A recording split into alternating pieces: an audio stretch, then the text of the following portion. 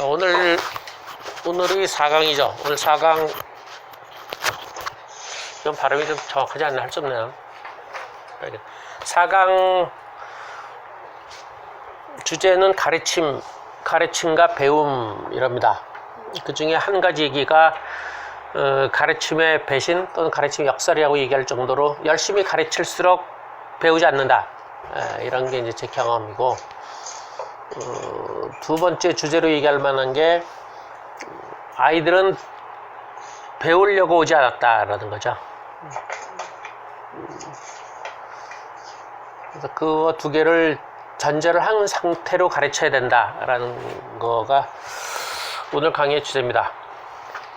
일단 처음에 가르침과 배움에서 우리는 가르치는 거를 열심히 할수록 교사로서는 충분 또는 훌륭하다 생각하고, 당연히 배운 애들이 잘 배울 거라고 하는 경우가 많아요. 그렇죠? 당연히 생각하죠.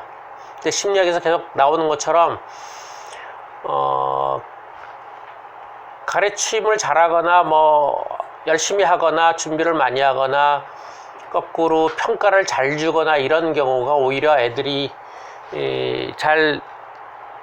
열심히 안 듣거나 아니면 한참 지난 후에 기억을 못 하거나 그런 경우가 많다라는 얘기들이 나와요.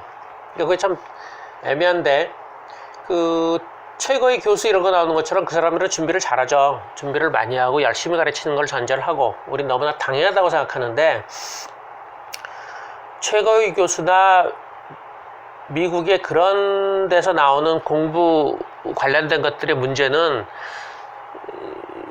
그것이 유병세가 있거나 아니면 실험 상황이나 이럴 때 아이들이 어떤 동기부여가 된 상태에서 그럴 가능성이 많고, 그렇지 않은 일반적인 일반적인 상황에서도 그런 방법이 그대로 통할까? 그 교수가 유명하다거나 그 강의가 지금 실험 대상이라거나 이런 등등의 어떤 조건 하에서 아이들이 열심히 들을 수 있는 건데, 그렇지 않은 경우는 오히려 아닐 수도 있다. 선생님이 열심히 할수록 애들이 안 들을 수도 있다라고 생각을 하죠. 그것이 이제 우리 수업에 상당히 기본으로 많이 가서 친절하게 해주지 말라부터 시작해서 설명해 주지 말라 이런 것들이 다 그런 방향에서 나온 건데, 그거는 어찌 보면 저도 금방 보인다고 봐요. 수업을 하면서 내가 열심히 할 때, 문제는 내가 열심히 하려고 할 때 아이들이 눈에 안 보이는 게 문제예요. 아이들의 실상이 잘 안 보여요. 내가 어떤 독자, 책으로 말하면 내포 독자 이런 것처럼 가장 이상적인 학생을 염두에 두고 내가 열심히 가르치는 거예요. 근데 실제 아이들은 열심히 선생이 강의를 할수록 지켜보는 형태, 한 발 물러서 지켜보는 형태. 우리가 가장 잘 보이는 게 그거구나. 독서 토론 같은 거 할 때 그룹이 한 10그룹 돼가지고, 초기에는 선생들이 했지만 나중에 이제 조교들이 하죠. 고등학생, 대학생들 조교를 할 때 2시간 정도를 봤을 때 앞에 애들이 좀 열심히 하려고 그러다가 뒤에 가서 처지는 그룹이 있는가 하면, 처음에는 시큰둥 하다가 뒤로 가면서 발도에 걸려서 막 열심히 하는 애들이 있어요. 그 두 부류의 가장 큰 차이는 그 역할을 맡은 조교나 교사가 어떻게 했느냐, 얼마큼 개입하고 평가했냐. 교사가 개입하고 평가를 많이 할수록 아이들은 슬슬 빠지기 시작하고, 평가를 안 하고 아이들한테 맡기면서 약간의 다른 팀과 경쟁의식을 불러일으킬수록 아이들이 열심히 하는 경향이 있어요. 그래서 한 자리에서 그걸 보면 뚜렷하게 드러나는데, 보통은 이제 그렇게 비교할 수 있는 공간이 별로 없죠. 자기 수업은 자기 수업이고, 아이들은 전형적으로 수업에 부정적이거나 어쩐 등등 평가를 갖고 있는 상태의 수업을 하기 때문에 그게 잘 드러나지 않는 형태예요. 근데 생각보다 그게 늘 일상에서도 드러난다. 아이들이 선생이 열심히 할 때, 아니면 심지어는 뭔가를 가르치려고 의도를 가질 때 아이들이 안 보이면, 아이들은 그 안 보이는 걸 전제한 상태에서 딴짓을 해요. 소위 말해서 안테나 하나만 꽂고 선생님이 뭔가 자기네를 진짜 본다거나 그냥 눈만 가는 게 아니라 진짜 본다거나 뭔가 다른 변화를 줄 때만 파악할 수 있는 정도의 안테나만 꽂아놓고 자기 딴 생각을 하거나 딴 짓을 하죠. 우리가 딴 짓 하는 게 좀 낫고 딴 생각하는 애들이 생각보다 많죠. 책을 읽거나 뭐 듣는 신용을 하거나 그럴 때. 근데 그거를 열심히 하는 선생일수록 그거를 잘 못 볼 가능성이 많다. 상당히 참 애매한 얘기죠. 그래서 그 가르치는 거를 우리 하여튼 여가돼서 물론 그 누구의 공부 기술 뭐 이런 것도 있지만 대부분의 책들이 강의 기술 형태의 강의하는 방법에 대해서만 책이 있고 어떻게 배울 것인가 라는 책은 별로 없어요. 어떻게 강의를 듣고 어떻게 배울 것인가 책은 별로 없고 책을 어떻게 읽을 것인가도 주로 내용으로만 접근하지 방법론으로 접근한 건 별로 없어요. 특히 이렇게 수도 없이 많은 공부 방법 책이 있는데 학생 입장에서 공부를 수업 시간을 어떻게 활용할 것인가 라는 것 생각보다 없어요. 거의 지식 차원으로만 있어.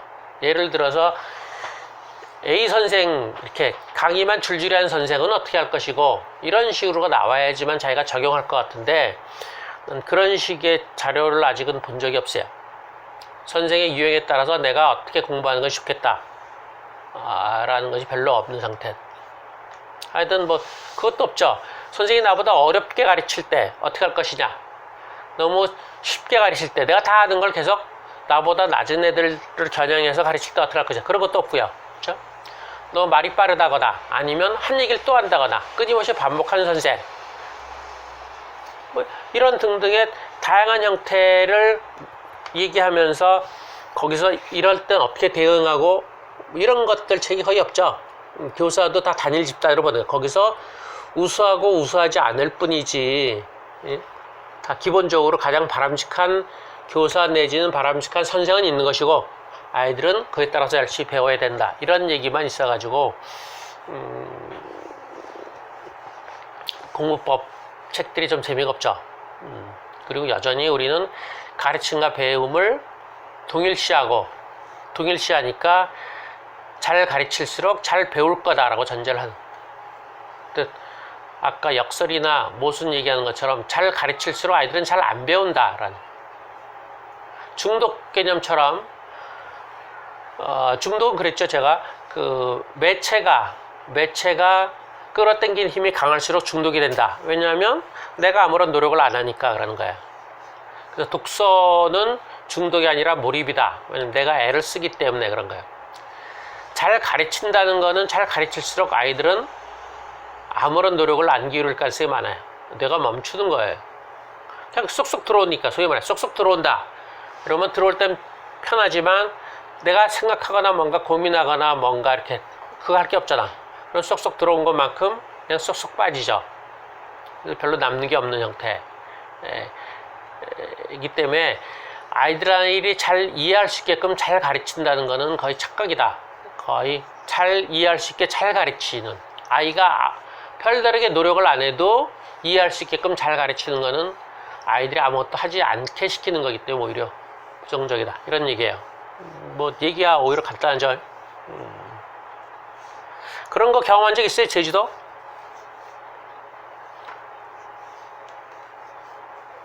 잘 가르치는 거 아니면? 그러니까 잘 가르쳤더니 애들이 오히려 더 시큰둥하고 수동적이 되더라. 설명을 많이 했더니 애들이 질문이 계속 더 많아져. 참. 계속 한 대마다 질문. 어떻게 했던 질문, 똑같은 질문, 다음 주에 또 하고 또 하고. 설명을 해주면 해줄수록, 설명 안 해주면 안 해줄수록 대답도 안 하고 알아서 하는데 설명을 해주면 해줄수록 꼬리에 꼬리를 물고 똑같은 질문을 왜 반복해서 하는지 모르겠어요. 그건 전략이죠. 그러니까 전략을 쓰는데, 그러니까 그렇게 전략을 쓰더라고요. 그러니까 그거에 애쓰는 게 아니라 아예 그냥 전략으로 그냥 계속. 뭔가 설명을 해줄수록 애들이 질문이 없지 않나요? 그럴 수도 있는데 그거는 이제 규모에 따라 다른데 우리처럼 작은 규모, 그 선생이 가깝게 개입할 가능성이 많으면 자기가 먼저 질문하면서 그걸 차단하는 경향이 있어요. 그래서 똑같은 질문 본인이 아는 건데도 어제 한 건데도 또 하는 경향이 있는 거는 선생님이 개입할 가능성이 많을 때 그런 거고, 학교처럼 한 10명, 20명 될 때는 개별적으로 개입을 못하니까 아예 그냥 말 안 하는 게 낫죠. 근데 서너 명이면 그건 가만히 있을수록 선생님이 뭔가를 개입할 가능성이 많으니까 자기가 먼저 차단을 하는 거죠. 질문을 던져가지고.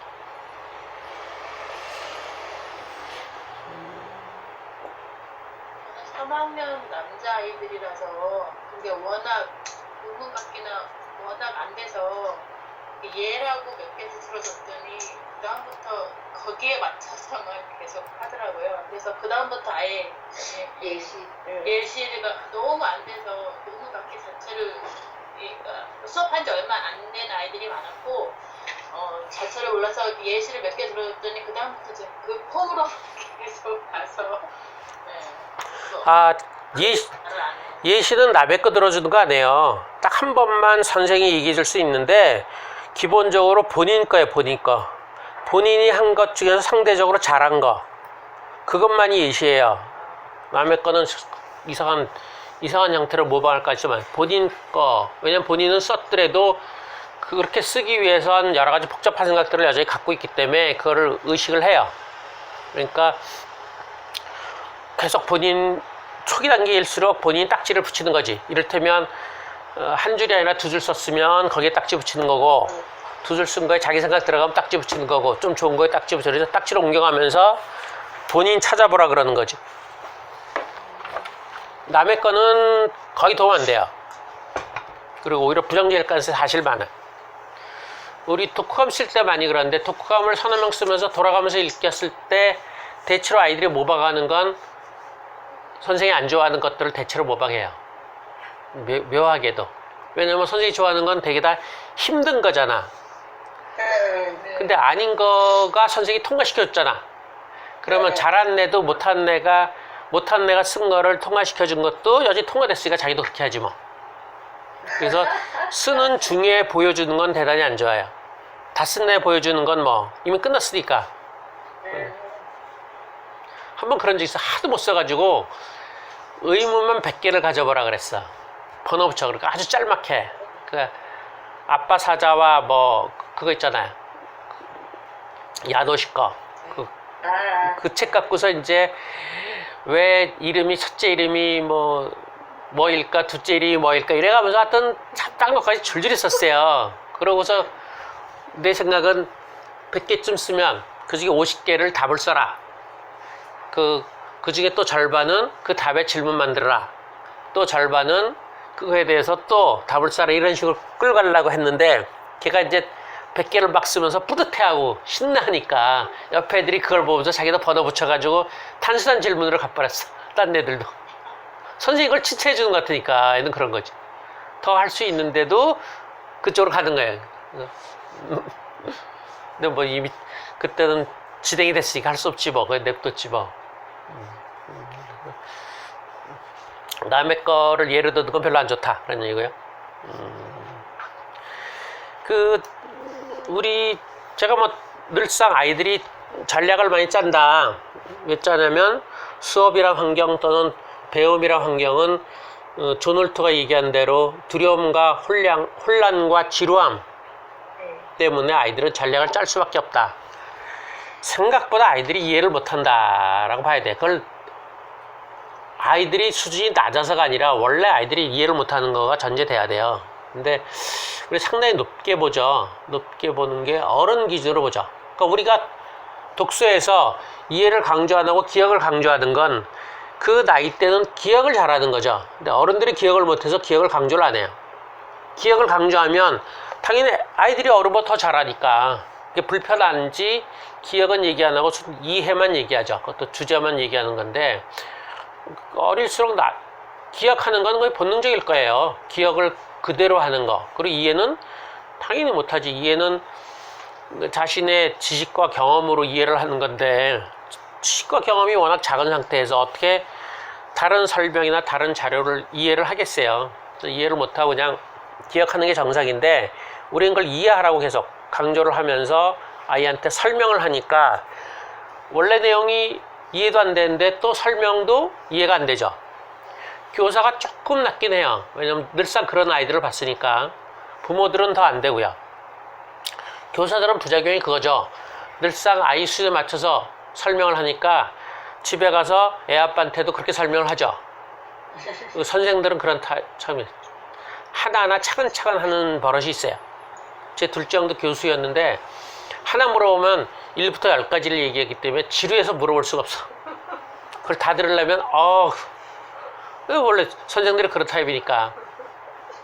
그래서 그 전략 짜는 거는 기본적으로 아이들이 두 번째 얘기했지만 그런 상황에서 전략을 짠다. 지루하고 혼란스럽고 두렵고 그거 존 홀트 책의 앞부분 그 짧은 거 한번 읽어볼게요. 네. 아이들이 왜 실패하는가? 이건 우리 번역이 실패인데 제 생각에는 fail to learn에서 run을 빼뜨렸을 것 같아. 근데 그거는 번역을 배우지 못하는 거잖아. 그러니까 근데 강하게 표현하느라 실패라고 썼는데 성공 실패라기보다 왜 배우지 않는가, 배우지 못하는가 이런 뜻일 거예요. 두려움과 지루함과 혼란 이것 때문에 배우지 못한다. 아이들은 그 무엇보다도 실패를 두려워하고 자기를 둘러싼 수많은 어른들을 실망시키고 화나게 할까봐 두려워한다. 아이들이 머릿속에는 어른들의 끝간데 모르는 희망과 기대가 검은 구름장처럼 드리워져 있다. 아이들은 지루해한다. 학교에서 하라고 내주거나 시키는 일들이 너무나 하찮고 따분할 뿐 아니라 아이들의 지성과 능력, 재능에 비해 너무나 제한되고 좁은 능력을 필요로 하기 때문이다. 또한 아이들은 혼란스럽다. 학교에서 아이들에게 쏟아붓는 대부분의 말들이 거의 이해할 수 없는 것들이기 때문이다. 어떤 말들은 전에 들었던 말과 명백하게 모순되며 아이들이 실제로 알고 있는 것과는 전혀 아무 연관이 없다. 그것들은 아이들이 마음속에 품고 있는 실제에 관한 대략적인 모델에 부합하지 않는다. 이렇게 두려워하고 지루하고 혼란스럽다래. 지루한 거로 따지면 그래서 간혹 그 학교에서 고전 읽기 같은 게 일정 정도 성과를 보는 건 아이들을 상당히 높이 봐줬다는 전제가 있어요. 다른 사람들이 다 너희가 그렇게 어려운 논어맹제를 어떻게 읽어? 이런 상태에서 그 선생이 우리 반 담임 선생이 아니야 너희들이 읽을 수 있어. 이런 건 대단히 다른 느낌을 줘요. 그래서 그것만 가능할 수 있다. 그게 다른 측면이고 혼란스러운 거 두려움 따지면 정말 어른들을 실망시키고 싶지 않다라는 게 있어요. 정말 놀라울 정도 어른들한테 잘하거나 어른들이 기뻐하거나 뭔가 하기를 바라는 게 많이 깔려 있는 것 같아요. 놀라울 정도로 옛날에 영재발굴단에서 그렇게 힘들게 뭔지 모르게 줄넘기인가 뭔가 하는 걸 왜 그렇게 힘들게 딸마다 연습을 하냐 그러니까 엄마가 좋아해서요 이런 얘기하는데 참 그 PD가 말을 만들어줬을까? 애가 실제로 그럴까? 난 내가 실제로 그럴 거라 생각해요. 부모가 좋아하는 걸 애가 힘들게 할 가능성이 사실은 있어요. 이거 참 놀랍죠. 그 다음에 혼란스러운 건 아까 말대로 거의 이해하지 못한다. 아이들하고 논리적인 싸움을 해서 이길 수 없는 거는 아이들은 자기 맥락 속에서 논리를 피는데 그 맥락이 상당히 작아요. 어른들은 큰 맥락에서 얘기를 하죠. 그렇기 때문에 큰 맥락에서 예를 드는데 그럼 애들은 이해를 못하고 작은 맥락에서는 아이들 논리가 맞아요. 그래서 되게 아이들과 논리 싸움을 하면 되게 질 수밖에 없어. 논리 싸움은 안 하는 게 좋죠. 기본적으로 어른들은 그것보다 좀 큰 맥락에서 얘기를 하기 때문에 아이들은 무슨 말인지 모르죠. 다 혼란스러운 거예요. 예를 들어서 거짓말을 하지 말라. 이것도 상당히 혼란스러운 거. 우리는 당연한 진리라고 생각하는데 아이들은 그렇지 않죠. 왜냐면 아버지 엄마 자기 형 동생 해갖고 거짓말한 적이 한두 번도 아닌데 그래서 잘 돌아간 적이 많잖아. 또 좋았던 적도 많고 그걸 좋아하는 적도 많고 그런 상태에서 거짓말 하지 말라 그러면 상당히 혼란스러워. 그거를 맥락에 따라서 다르게 한다라는 걸 알기는 되게 어렵죠. 생각보다 우리가 아이들한테 강조하는 가치 등은 아이들로 봐서는 다 모르는 얘기예요. 더 큰 맥락을 전제한 상태에서의 가치인데 그걸 이해하기는 너무나 어렵다. 상당히 혼란스러워. 그래서 자녀 교육을 강하게 하는 사람 중에 일부는 그래요. 같이 내용이 아니라 부모 말을 듣는 걸 가장 중요하게 생각해. 그건 분명하지. 부모 말을 들어라. 그거는 맥락도 그렇고 아주 분명해요. 무슨 말이고 거짓말이고 뭐고 말이야. 내 말을 들어. 그렇게 하는 건 강한 통제 내지는 어떤 분명한 방향성을 줄 수 있어요. 근데 그걸 아니고 내 입장을 드러내지 않으면서 끊임없이 보편적인 가치를 드러내는 것은 상당히 혼란스러울 수 있다. 물론 존 홀트 얘기는 뭐 그런 거 말고 재밌는 것들이 많이 있죠. 하나만 우리 얘기 많이 했지만 하나 얘기하는 게 그런 거죠. 여기서 옛날에 얘기 많이 한 거 이를테면 뭐 형용사, 명사, 동사를 설명한다고 해서 아이들한테 맞추게 할 때 드림이 뭐냐 그랬더니 명사요, 뷰티풀 뭐 동사요, 아니 형용사요. 드림이 동사도 있나? 그런 거 얘기할 때 한 아이가 선생님 힌트 주지 마세요. 그래서 힌트가 뭐지? 아 그랬더니 아이가 뭐 그래요. 뭐 분명하게 준 건 아니잖아요.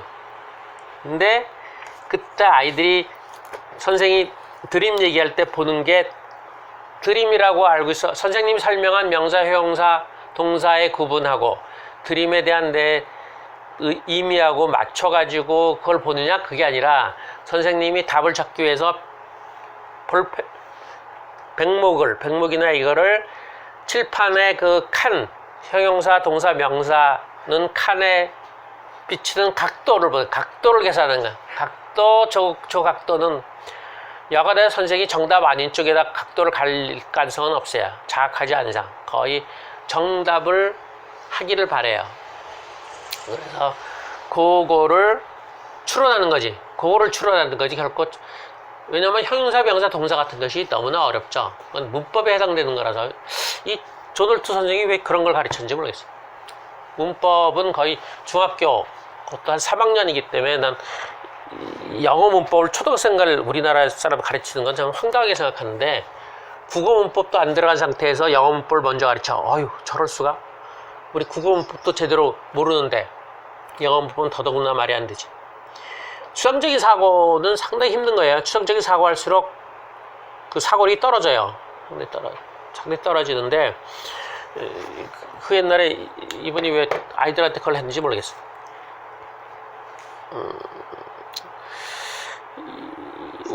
우린 이것 때문에 이제 아이들이 전략 짜는 거를 많이 연습을 하고 물어보고 뭐 그랬는데 여전히 아이들이 더 앞서 나가죠. 저도 몇 명하고는 계속 실갱이 버리고 계속 성질 내고 싸우고 그러고 있어요. 좀 지나고 나면 좀 깝깝한데 그 아이가 묘하게 나를 건드리는 게 있어서 요즘 그냥 입에 달고 살아도 집에 가 그래. 집에 가. 선생 화나게 하면서 못하러 있어. 그냥 가라. 아니 밖에 나가서 해. 그러는데도 물론 그렇게 나간 애한테 그렇게 얘기하면 안 되죠. 안 나갈 뻔히 아니까 얘기하는데 정말 초기 한 수업하고 한 10분도 안 돼서 열받아. 아 나도 그거 참 그걸 어떻게 아주 걔도 강적이죠. 그걸 어떻게 하나. 그 무시도 해봤다가 아니면 뭐 쓸 때까지 하니까 뭐 2시간이 넘어걸려. 그래서 1시간 만에 그냥 다 보냈어. 그래도 1시간 만에 보낸 대로 시간 쓸 때까지 버틴다고 하면 버틴 대로 그냥 여전히 그러고 있는데 야, 그거 참 대단한 강적이야. 늦게 가면 저녁을 뭐 제대로 못 먹네, 뭐 맛있는 거 아빠가 다 먹네, 뭐 이런 거 구글대면서도 여전히 빨리 안 하고 계속 이상하게 하고 그래. 아직도 여전히 그 아이의 전략에 말려드는 거죠. 제가 좀 초연하게 이렇게 쫙 해야 되는데 애랑 아직 그 뭐라 그럴까 내가 감정을 가라앉히고 이렇게 들어가는 건 조금 불편해서 그건 내가 권위 있는 걸 확 드러내는 거니까 권위를 드러내고 싶지 않으니까 아이 수준에 똑같이 싸우면서 실갱이를 벌이는 거죠. 참 알면서도 힘든데 일단 모르는 사람은 그거는 확실히 알아야 돼. 아이들이 전략이란 말이 이제 번역이 좀 애매한데 텍트일 거야. 아마 택틱인가 뭐 그럴 텐데 우리처럼 전략 그렇게 좀 높은 수준의 이런 건 아닌 것 같고 잘 자란 꽤 이런 것들일 거예요. 그때 옛 이야기 한 것처럼 호랑이와 토끼의 옛 이야기를 보고서 토끼가 꾀로 호랑이를 물리치고 그것이 이제 민중의 꾀라고 이렇게 설명을 애들한테 하려나 그렇게 해석을 하는데 애들은 그런 얘기 들으면 바로 그렇죠. 내가 토끼고 엄마가 호랑이니까 내가 꾀를 써서 엄마를 이렇게 이겨먹는 거를 결코 속인다거나 거짓말한다고 생각하지 않고 내가 꾀를 썼다고 생각하는 거예요. 근데 엄마 그걸 듣고서 이제 네가 엄마한테 거짓말할 수가 있어. 화를 내면 이제 이게 아주 헷갈리는 거죠. 옛날 얘기에서는 뭐 꾀를 써서 이기라 그래 놓고 강자한테 이기라 그래 놓고 엄마는 자기한테는 뭐 거짓말하면 안 된다 그러고 그 토끼 호랑이 전부 다 거짓말 내지 사기잖아요. 사기거든 사실. 근데 그거를 실생활에서 얘기하면 난리를 피고 그러면 이제 점점 책하고 현실하고 멀어지는 거죠. 아 책은 허구야 라고 들어가는 거거든요. 그래서 그걸 똑같이 받아들여야 되는데 그게 참 쉽지 않죠. 그런 것들이 전략 중에 하나예요. 거짓말하는 것들이 전략의 대표적인 거고요.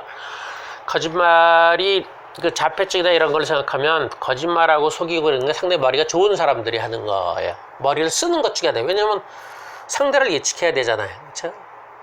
나 혼자 떠드는 게 아니라 상대가 어떨 거라 예측을 하고 거짓말하는 거거든요. 상당히 머리가 좋은 사람뿐만 어른들은 머리가 좋은 사람들이고 사기치는 사람들이 아이들은 머리를 쓰는 과정이에요. 머리를 쓰는 과정의 상당수는 거짓말이라고 봐야 돼. 우리가 의문으로 돌리긴 했지만 거짓말이나 사기가 머리를 쓰는 과정. 반대로 얘기하면 모험생일수록 아무 생각 안 하죠. 시킨 것만 하고 그리고 의문이 없죠. 굳이 생각할 필요가 없죠. 상대가 어쩌라고 생각할 거 없어. 누가 뭘 하라 그러면 알았어요로 하면 돼. 그렇게 했을 때 어쩔 거라는 거 고민 안 해도 되죠. 그냥 시킨 대로 했으면 칭찬을 받는다. 그거 알면 돼요. 근데 내가 조금 변형을 시켜서 조금 편하게 했을 때 반응이 어떻게 할까? 이를테면 나는 거짓말을 하지 않겠습니다 쓸 때 가끔 이제 다르게 쓴 것도 있다며요. 나는 거짓말 하지 않겠습니다. 이제 거짓말 하겠습니다 쓰기도 하고 뭐 이럴 때 이렇게 쓸 때 선생님이 그걸 알아챌까? 모를까? 이거 하려면 뭐예요? 이거 짱 굴리는 거예요. 머리를 쓰는 거거든요. 그게 전략이에요. 근데 우리는 그런 걸 보면 난리를 피죠. 그러면서 이제 생각 좀 하라 그러면 애들은 되게 그럼 뭘 생각하라는 거야? 그래서 애들의 경우 고등학생까지도 생각하는 걸 못 배웠어라고 하는 거야. 상당수는 그 과정 때문에 그래요. 그게 생각하는 거가 가장 커요. 상대방을 근데 이제 상대방을 예측하는 거에 상당수는 이겨먹으려고 그러는 거지. 그 상당수는 이제 거짓말은 거짓말에 생각을 안 하죠. 꾀라고 생각하는 거니까 그런 거가 왔다 갔다 하는데 또 하나는 그때 비디오니 소설 얘기한 것처럼 일반 영화들이 10분의 9가 악이 선을 이기고 맨 마지막에 선이 악을 이겨서 어른들은 좋게 생각하는데 아이들은 이 결말로 전체 통합으로 보는 힘이 약하면 시간의 비중대로 이해를 하는 거예요. 그럼 여전히 악이 선을 이기는 걸로 생각을 해요. 불편하잖아요. 그럼 어떻게 돼? 꾀가 이기는 거야. 꾀를 쓰는 것이 좋은 거구나 라고 받아들여요. 그리고 맨 뒤는 뭐예요? 그냥 이야기의 마무리죠 뭐. 그러니까 그런 상태로 쭉 세상을 보다가 갑자기 부모와 관련된 부분에 대해서만 확 반응을 보이면 상당히 혼란스럽고 뭔가를 분리를 시켜야 돼. 그쵸? 저 아주 어린애 같으면 계모야 이렇게 생각을 하는 것이고 계모가 순간 이동을 했어라고 하는 것이고 안 그러면 이제 애들에 따라서 책은 허구야. 아니면 내가 안다고 해서 다 그걸 드러내는 건 곤란한 거야. 뭐 이런 식으로 아니면 생각을 하지 말아야겠어. 이런 식으로 정리를 하면서 아이들에게 끊어진. 그래서 결국은 고등학생 때도 어떻게 생각을 하란 말이에요 라는 거 나오는 거는 그런 일상이나 그런 데서 부딪히는 것들을 생각하는 과정으로 안 받아들였기 때문에 그래서 토론이나 이런 것만 생각하는 과정으로 봤고 실제로 아이가 엄마를 잘잘하게 속이는 거 아니면 속이지 않더라도 뭔가 짱구를 굴리는 거 숙제를 대충 하거나 열심히 하거나 빨리 하거나 적게 하거나 이런 것들이 다 짱구를 굴리는 건데 선생들한테 어떤 선생한테 숙제를 빨리 하죠. 후다닥 하고 어떤 거는 글씨를 깨끗이 쓰고 글씨를 막 휘갈겨 쓰고 이런 거 다 나름대로 꾀를 쓰는 거라고 봐야 되거든. 의식무의식. 근데 그런 거를 무시하고 다 글씨 깨끗이 써 열심히 해 뭐 이렇게만 들어가 버리면 그 생각하는 과정이 다 없어지는 거죠. 그래서 기본적으로 아이가 전략 꾀를 쓴다는 거를 당연하게 받아들이고 거기에 조금 더 과하면 거짓말이 되는 건데 엄마들이 또 놀라는 게 애가 거짓말을 실험해볼 대상은 엄마밖에 없어요. 권위 있는 사람은 엄마한테 할 수밖에 없어요. 누구한테 하겠어요?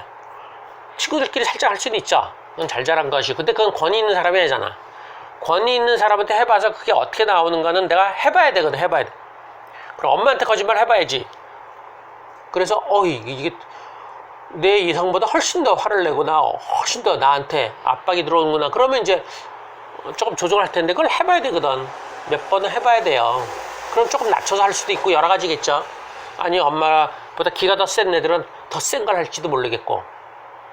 근데 엄마들은 나한테 한 애가 또 밖에 나가서 또 하는 거 아니야? 이렇게 생각하는데 그걸 실험으로 오면 오히려 좋을 거다. 근데 그걸 자각해야 되죠. 자각은 해야 되는데 아이들이 시행착오를 겪을 때는 반드시 그게 필요하다.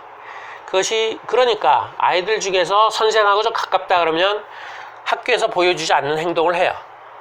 여기서 오는 애 중에 딴 애는 모르게 한 명은 걔도 아주 피곤해. 아주 피곤해서 늘상 말도 안 듣고 뭐 지멋대로 하고 뭐 그러는데 쟤 저래서 학교 생활을 어떻게 해요? 그랬더니 그 뭐 학교에선 전혀 안 그런데 아주 짱구여서 자기를 받아준 선생한테만 그런데 쟤 학교 생활을 어떻게 하지? 근데 학교에서 조금 틀이 잡힐만 한데 지금 4학년이니까 요번에 코로나 때문에 완전히 더 풀어졌어. 완전히 풀어져갖고 이제 학교에서 그래도 억지로 하니까 나름대로 이유로 해서 조금 잡힐 듯 했는데 코로나 학교 안 가면서 지금 이제 더 심해졌어. 3학년 때부터. 그래서 이거 참 나도 어찌해야 될지 모를 정도로 애는 이쁘다고 이쁜 편이야. 생각도 있고 자기 주장도 있고 그래서 이쁜데 이제 나를 너무 힘들게 하니까 이제 이쁘지도 않은 것 같아. 이제 아주 피곤. 근데 가까운 사람이랑 내칠 수도 없고 아주 이거 참 아주 피곤한데 그런 것들이 그러니까 사실 엄마들은 더 힘들죠. 꼭 가르치는 것만 아니라 이제 가치 같은 것도 들어가야 되고 일단 일상을 같이 해야 되니까 상당히 힘든데 정답은 없죠. 정답 없고 아이들이 하여튼 전략을 짜거나 꾀를 짜거나 그래서 자꾸 이겨 먹으려고 한다. 그거가 잘못된 게 아니라 그게 당연한 거다. 대표적으로 생각을 중시한다면 그거는 너무나 당연한 거다. 생각하는 과정 중에 하나이기 때문에 결론만 내서 뭐 성질내고 문을 쾅 닫고 들어가도 이건 결론이잖아요. 행동이거든. 그 전에 자기가 화를 냈을 때 그걸 풀어가거나 그걸 생각하거나 추론하거나 이런 것들 어떻게 나오겠어요? 다 상대방 떠보고 뭔가 약간 거짓말 해보고 뭐 이러는 거죠. 여기서는 그보다 더 약하게 뭐 말을 중얼거리거나 뭐 분명치 않게 말하거나 뭐 소리를 작게 하거나 이런 것들을 다 그런 것 중에 하나인데 여기는 하여튼 이분이 관찰을 워낙 자세히 해서 정말 재밌는 것들이 많은데 아까도 대충 훑어보니까 또 역시 참 하나 두 개 볼까요? 이거는 다 보셔야 돼요. 한 꼼꼼히 보셔야 돼. 이 기본 SQ 우리로 말하면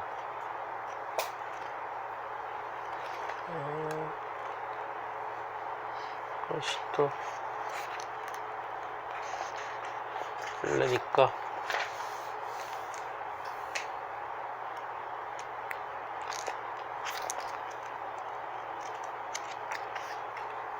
찾으려니까 또 안 보이네. 혹시 이거 보고서 뭐 나름대로 재밌었다거나 뭐 좀 뭐 맞아 이렇거야 아니면 좀 의심되거나 이런 거 뭐 없어요? 이 책 일부라도 보셔가지고 이거는 다 보셔야 되거든요. 특히 우리로 말하면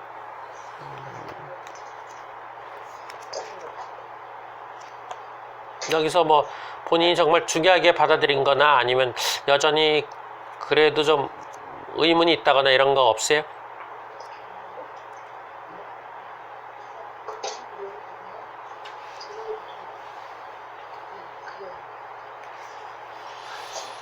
그 94쪽에 보면 칭찬 얘기가 나오는데 칭찬을 해주는 거는 이렇게 해요. 아이들에게 그렇게 많은 칭찬을 해줄 필요가 있을까? 대부분의 어른들이 아이들의 칭찬을 일종의 자화자찬이 아닐까? 내가 그 장문에 만족스럽게 생각한 것은 실제로는 그 장문을 나오게 한 나의 역할 때문이었고 그 찬사는 내게 보낸 찬사였던 것이다. 이 얼마나 우수한 학생인가. 이렇게 훌륭하게 아이를 길러낸 나는 얼마나 훌륭한 선생인가. 이런 거 뜨끔한 얘기죠. 그렇죠? 결국 아이가 훌륭하다고 할 때 상당수는 그렇죠. 나를 스스로 칭찬하는 성격이 강하다. 이러는데 이제 그거 하는 것이 이제 저 같은 경우 이제 네가 잘하긴 하지만 원래 잘하는 거였지 뭐. 나 오기 전에 나 만나기 전에 잘하는 거여서 난 인정 못한다. 나를 만나서 더 좋아져야 되잖아. 근데 남들보다 잘하는 걸 인정해 주겠지만 나를 만날 때부터 더 좋아진 건 없어. 그래서 혼을 내요. 그 아이는 되게 억울해하죠. 그 아이는 원래 잘하는 애들은 어디 가서 칭찬받는데 여기 와서 칭찬을 못 받아. 그러니까 막 억울해할 때 그렇게 얘기를 하죠. 나 만나 좋아진 거 없어. 너 원래 그랬잖아. 한 3개월에 6개월 지나서 선생님 나 기억력 좋아졌죠? 그래. 아니야 짱구야 너 처음에 대충 했고 지금 너 원래 그래 원래 그게 네 상태야. 그때부터 애랑 틀어진 것 같아. 근데 걔는 몰라. 그러나 그때부터 하여튼 엄마한테도 압박을 주고 얘 순 짱구예요. 그렇지 짱구여서 집에서 잘 보세요. 이거 이상하게 자꾸 추상적으로 보편적인 진리를 자꾸 집어넣어 얘기에다. 그리고 글씨를 대단히 못 써. 도저히 읽을 수가 없어. 읽을 수가 없어. 읽느라고 진짜 빠져서 그 내용 얘기하기도 힘들어. 계속 그걸 거의 고치질 않아요. 자기 태도를. 그래서 한두 번 보면 어떤 거는 아주 이상하게 발표도 당연히 안 들리죠. 한번 녹음을 한번 해봤더니 잘하는 것 같은데 거의 암기 형태 앞부분에. 그건 문제거든요. 그래서 우리가 15분에 15쪽 하라는 건 암기하지 말라는 뜻이에요. 암기하는 거는 15분에 한 8쪽, 9쪽 나오거든요. 5쪽, 6쪽 나와. 그거는 느리기도 하지만 거의 그대로 외웠다니. 암기는 이해를 못했다는 거라서 그거를 뭐라 그래야 돼. 15분에 15쪽 밑으로 가는 게 잘하는 게 아니라 무조건 뭐라 그래야 돼요. 그건 더 큰 문제예요. 자꾸 그렇게 하는 애들은 이제 앞부분 하지 말고 뒷부분 하라고 시키거나 막 이래야 되는데 그런 식으로 짱구를 굴리면서 버텼는데 지금 이제 5학년 되니까 이제 드러날 텐데 요새 이제 학교를 안 가니까 안 드러났죠. 좀 학교 가면 드러날 텐데 2, 3학년 때까지는 똘똘한 애로 인정받고 워낙 우리가 너무 쉽게 주변에서 그래요. 보편적인 어제도 무슨 자기 생각을 쓰거나 그러는데 뭐라 그러더라. 인간이란 뭐 누구나가 다 배신하는 건데 뭐 이렇다든가 뭐 이런 식의 얘기를 써요. 이거 책하고 관련 없어라. 난 그냥 척버리죠. 걔한테 보편적인 진리든 이런 말은 무슨 말인지 모르니까. 그래서 토론도 사실 그래요. 우리 토론도 애들이 보편적인 진리를 주장하면은 잘하는 걸 생각하는데 그건 공허한 거죠.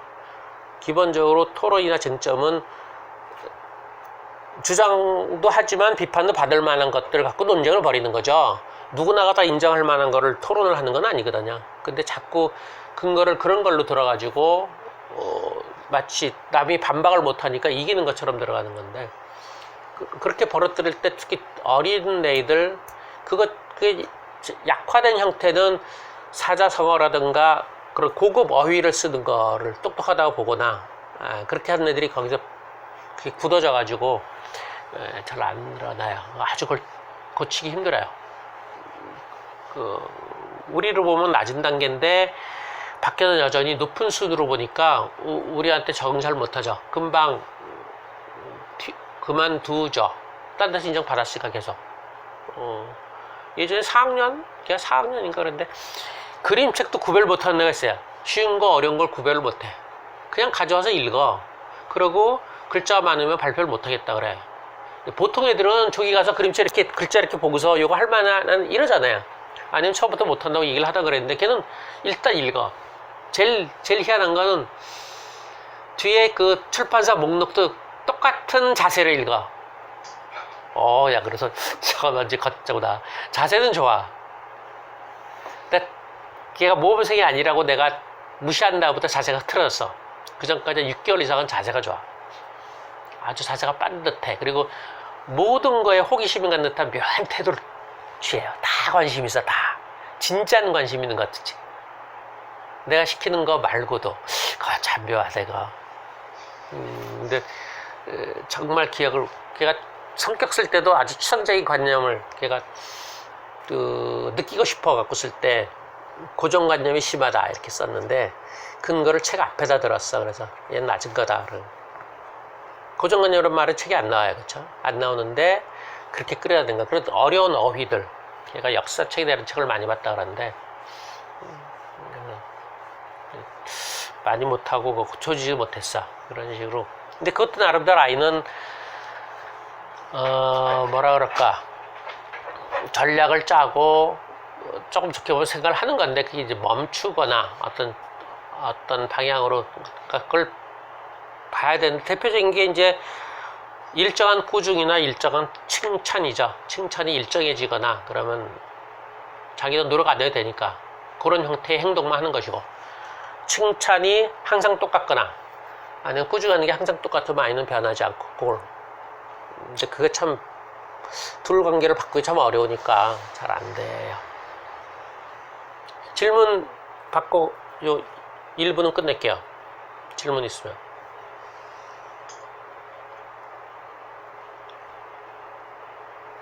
마지막 가장 헷갈렸는데 소장님 말씀하신 칭찬이 똑같거나 꾸준하는 게 똑같으면 아이가 이제 그거에 맞춰서 그거만 초점을 맞춘다는 거잖아요. 예. 근데 그게 필요하지 않아요. 그러니까 여러 가지를 요구하는 게 아니라 그러니까 부모가 얘를 가르칠 때 그러니까 예를 들어 뭐를 할 때 나는 뭐 글씨만 볼 거야 라든지 이렇게 이제 부모가 뭐 원하는 게 뭔가 있을 때 이렇게 한 가지만 이렇죠. 그것이 칭찬이나 어떤 그게 방향성으로 봐야 되는데 그게 우리 얘기로 하면 지금은 글씨를 보는데 이제 앞으로는 이렇게 할 거야. 근데 지금 그거는 아니고 앞으로 3년, 5년 후에는 이렇게 쭉 보는데 지금은 글씨부터다. 이런 거 하고 글씨만으로 본다고 하면 아이는 딴 걸 다 포기하고 글씨만 신경 써요. 그래서 생각보다 글씨 이쁘게 쓴 애들 중에 내용 없는 애들이 좀 있고 글씨도 칭찬받아서 걔는 글씨만 신경 써. 책을 소리내서 읽는 게 낭당한 아이들 중에서 기억 못하고 이해 못하는 애들 많아요. 낭낭하게 읽어서 너무나 잘한다고만 생각하고 그쪽만 칭찬하니까 아이는 계속 낭낭하게 소리내서 읽는 것만 신경을 썼고 기억하거나 이해하는 건 신경 안 썼어. 뭔가 이렇게 고쳐주고 싶은 게 있을 때는 더 높은 방향을 먼저 제시를 하고 그러니까 지금 고쳐줄 것 초점을 두는 건 좋아요. 근데 앞으로 1년, 3년 내는 어쩔 거라는 얘기를 해줘야지만 부담은 약간 되지만 지금 당장 아니니까. 그래죠. 그때 저번에 얘기대로 전 항상 지적할 때 다음 시간부터 이러잖아요. 다음 시간부터. 지금 고쳐라 그러면 이제 열받고 안 들어오고 저항하는데 지적을 했어. 그리고 다음 시간부터 그러면 한숨 돌리죠 뭐. 지금 안 하면 되잖아. 그러면 조금 여유 있고 그 내용이 조금 들어갈 가능성이 조금 있다는 거죠. 오히려 지금 지적을 하면 고치라 그러면 그 내용 들어가기보다 열받는 것 때문에 그 내용이 안 들어오고 형식적으로 할 가능성이 많고 그럼 또 싸우고 이런.